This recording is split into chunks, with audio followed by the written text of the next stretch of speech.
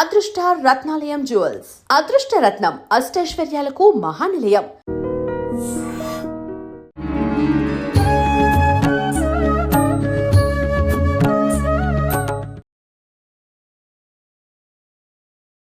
నమస్కారం, welcome to I dream. ధర్మ మార్గం విత్ విజిత కార్యక్రమానికి స్వాగతం. ప్రస్తుతం మనతో పాటు ఉన్నారు మనందరికీ ఎంతగానో సుపరిచితులు. గత కొన్ని సంవత్సరాలుగా మనం వారిని ప్రత్యక్షంగా కలవకపోయినా కూడా పరోక్షంగా సోషల్ మీడియా ద్వారా వారి వీడియోల రూపంలో మన ఇంట్లో మనిషిలా మనం భావన చేస్తున్నాము. వారెవరో కాదండి, శ్రీవారి దాసుడు అనే ఒక ఇన్స్టా పేజ్ ద్వారా మనందరిలో కలిసిపోయి మన ఇంట్లో మనిషిలా మనకి ఎన్నెన్నో సందేహాలు మనకు వివరంగా మనకు ఎటువంటి అనుమానము లేకుండా, ఎటువంటి మళ్ళీ ఒక క్వశ్చన్ మార్కు తలెత్తే విధంగా లేకుండా మనందరికీ కూడా సమాధానాలు ఇస్తూ వస్తున్నారు. వారే రామ్ కిషోర్ ఆచార్యులు. వారితో మాట్లాడి మరికొన్ని విషయాలు ఈరోజు తెలుసుకునే ప్రయత్నం చేద్దాం. నమస్కారం అండి. నమస్కారం అమ్మా. ఎలా ఉన్నారు? చాలా బాగున్నాను, స్వామివారి అనుగ్రహం. మీరు ఎలా ఉన్నారు? చాలా బాగున్నానండి. చాలా సంతోషంగా ఉంది. 1 year తర్వాత మళ్ళీ కలిసాము. అవునమ్మా, నాకు అలాగే. కరెక్ట్గా 1 year, ఇంచుమించు జనవరిలోనే మనం కలిసి ఉన్నాం. అవును, చాలా సంతోషంగా ఉందమ్మా. సంతోషం అండి. మొత్తానికి నేను రాలేకపోతున్నాను, బాధపడ్డా. మా కోసం మీరే ఇంత దూరం స్వామివారి అనుగ్రహం పంపారు ఆయన, అంతే. అనుకోకుండా అప్పుడు మమ్మల్ని అక్కడికి పంపించారు, ఇప్పుడు మిమ్మల్ని. పోన్లండి. మొత్తానికి నేను అడగాలనుకుంటున్న టాపిక్ ఏంటి అని అంటే కళ్యాణాలకు సంబంధించి. అది మానవ కళ్యాణం కాదు, దేవతల కళ్యాణం. ఓకే. అసలు దేవతలకి కళ్యాణం చేయటం వెనకాల ఆంతర్యం ఏంటి? అంటే లోక కళ్యాణం కోసం ఈ కళ్యాణం జరిపిస్తున్నారా, లేదు అని అంటే మన పురాణాల ప్రకారంగా, శాస్త్రాల ప్రకారంగా దీని వెనకాల ఇంకేదైనా ఆంతర్యం దాగి ఉందా? దాని గురించి మాట్లాడుకుందాం. తప్పకుండా అమ్మ.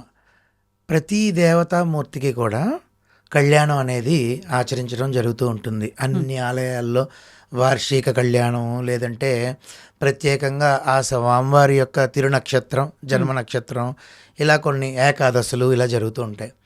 వాస్తవానికి ఇందాక మీరు అన్నట్టుగానే కళ్యాణం అనేది, దేవతామూర్తుల యొక్క కళ్యాణం అనేది ఫస్ట్ ప్రప్రథమంగా దేనికోసం అని చెప్పాలంటే మన ఋషులు మనకు అందించింది కేవలం లోక కళ్యాణమే. అంటే ప్రతి ఒక్కరూ కూడా, ప్రపంచం అంతా కూడా సుభిక్షంగా ఉండాలి, సంతోషంగా ఉండాలి అనే ఉద్దేశంతోనే లోక కళ్యాణం అనేది జరుగుతుంది. దానికి నేను ఇప్పుడు ఈ మాట చెప్పిన దానికి నిదర్శనం కూడా మంత్రపూర్వకంగా కూడా ఉంటుంది. అంటే మాంగళ్యం తంతునానేన మమ జీవన హేతున అంటాం. అంటే మన వివాహాల్లో మాంగళ్యం తంతునానేన లోకరక్షణ హేతున అనే మంత్రాన్ని అక్కడ ఉపయోగిస్తాం. స్వామి కళ్యాణ సమయంలో జగద్రక్షణ హేతున, జగత్తంతా రక్షింపబడాలి, లోకం అంతా రక్షింపబడాలి అని చెప్పేసి ఆ మంత్రం అక్కడ మనకి అర్థమైపోతున్నది. లోక కళ్యాణార్థమయ్యి ఈ యొక్క స్వామివారి అమ్మవారి యొక్క కళ్యాణాలు ఆచరిస్తూ ఉంటాము అని చెప్పి. అసలు కళ్యాణం గురించి మనం మాట్లాడుకుంటున్నాం కాబట్టి కొంతమంది కన్యాదానం చేయడానికి చాలా చాలా ఉత్సుకత చూపిస్తారు. ఎందుకంటే కన్యాదానం చేస్తే వచ్చే ఫలితం అంతా ఇంత కాదు. అందుకని అంటే ఇప్పుడు నాకు 2 కూడా అబ్బాయిలే ఉన్నారు ఉదాహరణకి అనుకోండి. అప్పుడు నేను అమ్మాయిని కన్యాదానం చేయలేకపోతే మా అన్నయ్య కూతురునో మా తమ్ముడు కూతురునో వివాహం అయినప్పుడు ఒరే నేను కన్యాదానం చేస్తాను రా పెళ్లిలో అని అడుగుతూ ఉంటాం. ఎందుకంటే ఆ విలువ తెలిసిన వాళ్ళకి అర్థమైపోతుంది నేను చెప్పింది. కన్యాదానం చేస్తూ ఉంటారు. అలాగా అటువంటి పరిస్థితులు వచ్చినప్పుడు కూడా వాళ్ళకి కూడా, అంటే ఆడపిల్లలు ఒకవేళ లేని పక్షంలో కన్యాదాన ఫలితం రావాలి అంటే ఏ ఆలయంలోనైనా ఎప్పుడు కళ్యాణం చేస్తారో కనుక్కొని దేవతామూర్తులు కళ్యాణం చేయించుకోవచ్చు. అంటే ఇప్పుడు ఆ కళ్యాణం జరుగుతున్న సమయాల్లోనే, లేదంటే లోక కళ్యాణార్థమే కావచ్చు, ఇంట్లో క్షేమం కోసమే కావచ్చు, ప్రత్యేకించి మనం ఒక రోజున చేయించుకునే అవకాశం కూడా సంతోషంగా ఆ ఆలయంలో వాళ్ళని మనం ఒకసారి కనుక్కొని, అయ్యా మేము ఇలాగా పలానా ఇవాళ మా వివాహ వార్షికోత్సవం ఎల్లుండ, మాకు ఆ రోజు మా ఇంట్లో కళ్యాణం చెయ్యాలి అని చెప్పి అడిగితే వాళ్ళు కూడా వచ్చి అర్చక స్వాములు, పౌరోహిత్యం చేసే మన వాళ్ళందరూ వచ్చి చేస్తారు. అలాగే కాకుండా దేవతామూర్తుల కళ్యాణం అంటే విశేషంగా ఆలయంలో జరిగినప్పుడు మనం అక్కడ పార్టిసిపేట్ చేయొచ్చు. ఆ కళ్యాణం చేయడం వల్ల కూర్చుని మనము దంపతులు కూర్చుని పెరుమాళ్ళు శ్రీభూ సమేత వెంకటేశ్వరుడి కళ్యాణం ఉంది. ఆ కళ్యాణం చేయడం వల్ల ఏమవుతుందంటే అప్పుడు కూర్చున్న దంపతులు ఎవరైతే ఉండి కళ్యాణం ఆచరిస్తారో వాళ్ళు స్వయంగా శ్రీదేవికి భూదేవికి తల్లిదండ్రులతో సమానం. ఓ. అప్పుడు వెంకటేశ్వర స్వామి వారు అల్లుడు గారు అవుతారు. ఆ. వీళ్ళిద్దరిని స్వామివారికి కన్యాదానం చేస్తారనమాట. ఆ యజమానులు కూర్చున్న యజమానులకి అప్పుడు కన్యాదాన ఫలితం వస్తుంది. ఆ. కన్యాదాన ఫలితంతో పాటు అసలు కన్యాదానం చేస్తే వచ్చే ఫలితం ఏమిటి అనేది మనకు ఋషులు చెప్పింది. దశ పూర్వేషాం దశాపరేషాం మధ్వంస్యానం. అంటే ఇప్పుడు నేనే ఉన్నాను, నా పైన 10 తరాల వాళ్ళు, నా తర్వాత రాబోతున్న 10 తరాలు నా వంశం, 21 తరాలు కూడా శాశ్వత విష్ణులోకంలో ఉంటారు, నివాసం ఉంటారు, కేవలం ఈ కళ్యాణం చేయడం వల్ల వచ్చే ఫలితం. అంతేకాకుండా దశ పూర్వేషాం దశాపరేషాం పితృణాం. పొరపాటున నా పైన 10 తరాల్లో, అంటే ఉదాహరణ నా మీద పెట్టుకోవడం మంచిదని, నా పైన 10 తరాల్లో మా పితృదేవతలు ఎవరైనా నరకలోకంలో ఉన్నట్లయితే, మనకు తెలియదు కదా, ఉన్నట్లయితే శాశ్వత, అంటే అక్కడ పితృణాం ఉత్తీర్ణ్యత, అంటే అక్కడ పాస్ అయ్యి శాశ్వత విష్ణులోకాన్ని చేరుకుంటారు. ఎప్పుడు నేను ఇప్పుడు ఇక్కడ కళ్యాణం ఆచరిస్తే అంత గొప్పది. అంటే అప్పుడు పితృదేవతలు కూడా పితృశాపాలని లేదంటే పితృదోషాలని ఉంటాయి కదా, వాళ్ళు అప్పుడు ఇబ్బందులు పడి వేరే వాళ్ళు చేరవలసిన లోకంలో ఉన్నత గతులు పొందకుండా నరకంలో ఉన్నట్లయితే, అప్పుడు ఎప్పుడైతే నేను ఈ కళ్యాణం ఆచరించిన వెంటనే వాళ్ళు ఎంతో సంతోషం చెంది నా తాలూకా నా వంశంలో పలానా వంశంలో మా మనవడు కాక మునిమనవడు ఇలా ఇక్కడ దేవత కళ్యాణం చేశాడు అని ఆనందం చెంది వాడు బాగుండాలరా అని చెప్పి దీవిస్తారు పితృదేవతలతో సహా. ఈ మధ్య కాలంలో ఎట్లాగా ఈ పితృదోషాలు ఇవన్నీ ఎక్కువగా ఉన్నాయి కాబట్టి ఇది ఒక మంచి పరిహారం. ఇది కూడా పితృదేవతల యొక్క ఇబ్బందులు, శాపాలు, దోషాలు కూడా తొలగ చేస్తుంది ఈ కళ్యాణం. దాంతో పాటు పితృదేవతల అనుగ్రహంతో పాటు వారు అక్కడ నరకంలో ఉంటే విష్ణు పార్షదులు విమానం మీద నరకలోకానికి వెళ్ళి ఎవరైతే కళ్యాణం చేశారో వాళ్ళ తాలూకా పితృదేవతల్ని విమానంలో ఎక్కించుకుని విష్ణులోకానికి తీసుకుని చేరవేస్తారు. అంత శక్తివంతమైంది కళ్యాణం. ఇప్పుడు మిగతా దేవతామూర్తులందరికీ ఇందాక మీరు అన్నట్లుగా విశేషమైన రోజుల్లో మాత్రమే ఈ కళ్యాణాలు ఇవన్నీ జరుపుతుంటారు. కానీ ఒక్క శ్రీవారికి మాత్రము నిత్య కళ్యాణం, పచ్చతోరణం ఖచ్చితంగా ప్రతి నిత్యము కళ్యాణాలు జరుగుతూ ఉంటాయి. ఎందుకనండి? అంటే ఇప్పుడు చెప్పాను కదా, ఉదాహరణకు మీకు కేవలం లోక కళ్యాణార్థం నిత్య కళ్యాణం, పచ్చతోరణం. మా స్నేహితులు రామకిషోర్ ఆచార్యులు ఉన్నారు, ఆయన ఒక కంకణం కట్టుకున్నారు, 1000 కళ్యాణాలు జరగాలి, ప్రతి ఇంట్లో కళ్యాణం జరగాలి అని. అలాగా ఆయన ఇంటింటికి వెళ్ళి మూర్తుల్ని తీసుకుని వెళ్ళి వేంచేప చేసి కళ్యాణాలు అద్భుతంగా చేస్తారు. అలాగా ఆయన సంకల్పం నాకు చాలా చాలా ప్రీతి. ఆయనతో పాటు నేను కళ్యాణాలు ఆచరించాను. ఆయన ఎక్కడండి? వైజాగ్. ఆయన వైజాగ్ లోనే ఉంటారు. ఇందాక మీరు అన్నారు కదా, ఒకవేళ ఎవరైనా వచ్చి చేస్తారంటే అతను మనం సంప్రదించవచ్చు. సరే, ఇప్పుడు ఈ కళ్యాణం ఏంటంటేనండి, లోక కళ్యాణార్థమే ప్రతినిత్యం కళ్యాణం. అంటే ఉదాహరణకి ఇప్పుడు వెంకటేశ్వర స్వామి వారు నిత్య కళ్యాణం అన్నారు, అదే విధంగా ఉదాహరణకి శ్రీశైలం తీసుకోండి, అక్కడ కూడా నిత్య కళ్యాణం అవుతుంది. అంటే పుణ్యక్షేత్రాల్లో ఏ స్వామివారికైనా నిత్యం కళ్యాణం అవుతుంది. దాంతో పాటు ఈ కళ్యాణం చేయడం వల్ల ఇంకా ఎంత ఫలితం వస్తుందో ఒక ఉదాహరణ చెప్తే, అమ్మో నేను కళ్యాణం చేయించుకోవాలి, నేను మా ఆయన లేదంటే నేను నా భార్య వెళ్ళి కళ్యాణం చేయించుకోవాలనే ఉత్సుకత వస్తుంది. అంటే చిన్న ఋషులు మనకి ఇచ్చిన ఫలితం చెప్తున్నా. పెరుమాళ్ళు మనకి కిందకి దిగి వచ్చి ఎంత ఫలితం ఇచ్చారంటే, తిలైహి సూర్యమండల పర్యంతం. తిలలు అంటే నల్ల నువ్వులు, భూమండలం మించి సూర్యమండలం వరకు ఒక రాశి కింద పోస్తే అది జరిగే పని కాదు కదా. ఋషులు అంత ఫలితాన్ని అడిగేశారు. స్వామి తదాస్తు అనేసారు. వెళ్ళి ఒక్కొక్కటి లెక్క పెట్టుకుంటూ వెళితే ఏది భూమండలం మించి సూర్యమండలం వరకు ఆ రాశిలో ఆ రాశి అంతా నల్ల నువ్వులు రాసి ఎంత సమయం పడితే అంత సమయము విష్ణులోకంలో ఉంటాం కళ్యాణం చేసుకున్న వాళ్ళు. ఇంకా దీన్ని బట్టి శాశ్వత ఫలితం అని అనుకోవచ్చు. యవైహి చంద్రమండల పర్యంతం, శాశ్వత ఫలితం మీరు అన్నట్టే. అంటే ఇంకా ఎంత పెద్ద ఉపమానం చూపిస్తే, ఎంత పెద్ద ఫలితం చూపిస్తే భక్తులు ఆనందం చెందుతారనే దానికి తార్కాణం. యవైహి చంద్రమండల పర్యంతం. ఆవాలు ఎవలు అంటే ఆవాలు తీసి చంద్రుడి వరకు పోసి లెక్క పెట్టుకుంటూ వెళ్తే ఎంతకాలం పడుతుందో అంతకాలం విష్ణులోకం. తర్వాత మాషైహి ధ్రువమండల పర్యంతం, అంటే మాషము అంటే మినపగుళ్ళు, మినపప్పు. ఆ, ధ్రువుడు, ధ్రువోపాఖ్యానం విన్నవారికి ఆయన గురించి తెలుస్తుంది. ఆ, ధ్రువుడు ప్రత్యేకంగా స్వామివారు ప్రత్యక్షమయ్యాక ధ్రువ మండలం, నక్షత్ర మండలాన్ని సృజించుకున్నాడు ఆయన. హ్మ్, ఆ నక్షత్ర మండల పర్యంతం మినపప్పు వేసి లెక్కించుకుంటూ వెళ్తే ఎంతకాలం అవుతే అంతకాలం హ్మ్, విష్ణులోకం. గోలోమ బిర్ నక్షత్ర మండల పర్యంతం. ఆ. గోవు కానీ వృషభం కానీ గరుకు స్తంభం ఉంటుంది, మీరు ఇప్పుడు ఈ మధ్య చాలా ఇదైంది. ఆ, ఆ గరుకు స్తంభం దగ్గర గోవు కానీ లేదంటే వృషభం కానీ గంగడోలు ఇలా రాసుకున్నప్పుడు హ్మ్, కొన్ని రోమాలు కింద పడుతుంటాయి. హ్మ్, హ్మ్, హ్మ్, అటువంటి రోమాలు వెతికి హ్మ్, భూమండలం మించి సూర్యచంద్రులు ఇంకా కనబడుతున్నారు, ధ్రువమండలం కూడా కనబడుతుంది, మిళిక్ మిళిక్ మిళిక్ మిళిక్ అంటూ ఉంటుంది ఒక నక్షత్రం, ఆయనే ధ్రువుడు. ఓహోహోహో. ఈ నక్షత్రం ఆయన కన్నా దూరంగా ఉన్నటువంటి నక్షత్రాలు ఎంతెంత కనబడతాయి చూసారా. అవును. నక్షత్ర మండల పర్యంతం ఈ రోమాలు వేసంట హ్మ్, అలా కింద పడినవి వెతికి మొత్తం అన్ని సంపాదించి ఒక్కొక్క రోమం లెక్క పెట్టుకుంటూ వెళ్తే ఎంతకాలం పడుతుందో అంతకాలం విష్ణులోకంలో మనం ఉంటాం. హ్మ్, ఆఖరికి ఒక్క మాటలో చెప్పాలంటే మోక్షం పొందేస్తాం, ముక్తిని పొందేస్తాం. ఇంకేం కావాలండి ఇంకొక ఇంతకన్నా? జన్మకల్లా ఆ, ఏమిటి, ఎంత సులువు. ఆ, కళ్యాణం చేయించుకుంటే మనకి మోక్షాన్ని స్వామి ఇస్తున్నారు. ఎంత పెద్ద ఉదాహరణలు. తర్వాత అగ్నిష్టోమ, ఆప్తోర్యామ, హ్మ్, శ్యామ్ తపన, వాజపేయ, రాజసూయ, అశ్వమేధ, అతిరాత్ర ఇటువంటివి చాలా పెద్ద పెద్ద యజ్ఞయాగాది క్రతువులు హ్మ్, ఈ కలియుగంలో ఆచరించాలంటే చాలా కష్టం, అవును, అవ్వదు కూడా. అవును. సంకల్పాలు లేవు.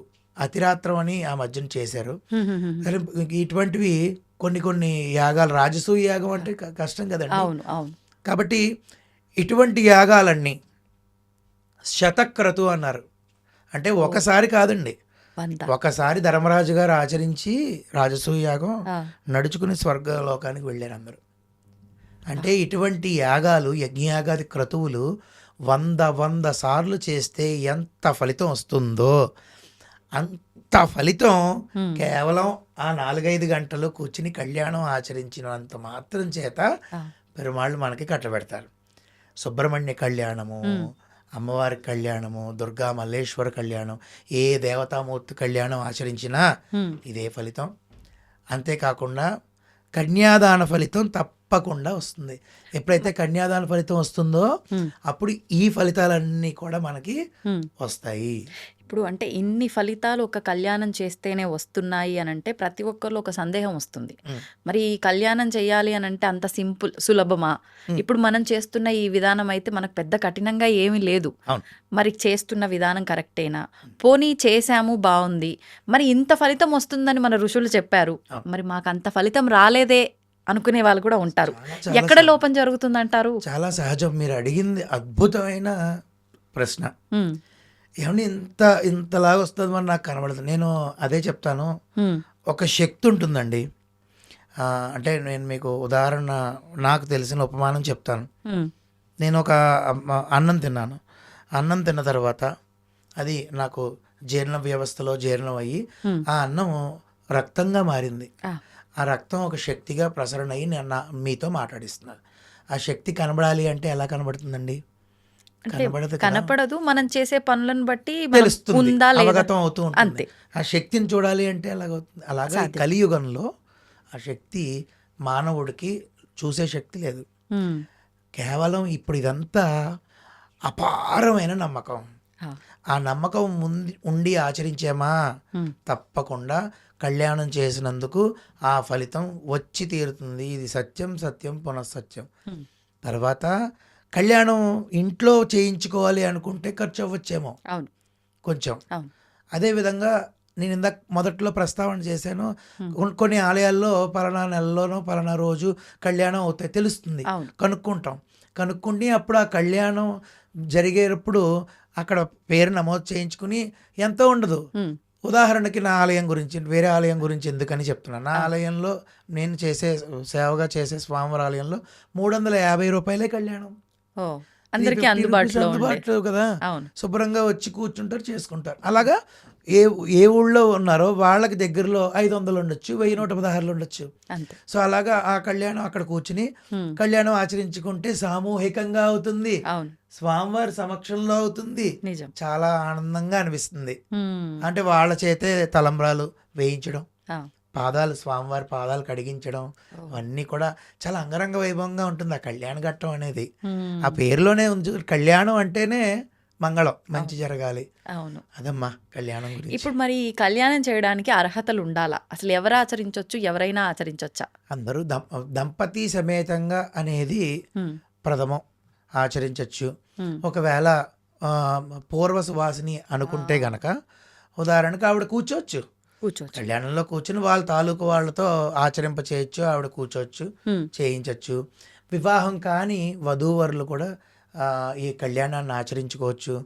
వాళ్ళు ఆచరిస్తే తొందరగా కళ్యాణం అయ్యి మంచి అన్యోన్యత కలిగినటువంటి వధూవరులు మళ్ళీ వాళ్ళకు వస్తారు అనే ఉద్దేశంతో ఉంటుంది.